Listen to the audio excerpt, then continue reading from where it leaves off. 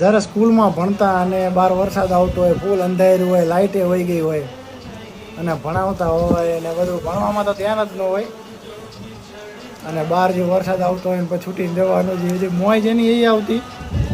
ઓલું ગીત તારું સાંભળતો હતો કે જિંદગી કે સફર મેં ગુજર જાતે જો મકામ વો ફિર નહીં આતે. એ બધું આપણને એ વખતે તો ખબર જ ન પડી વખતે નાના હોય ત્યારે.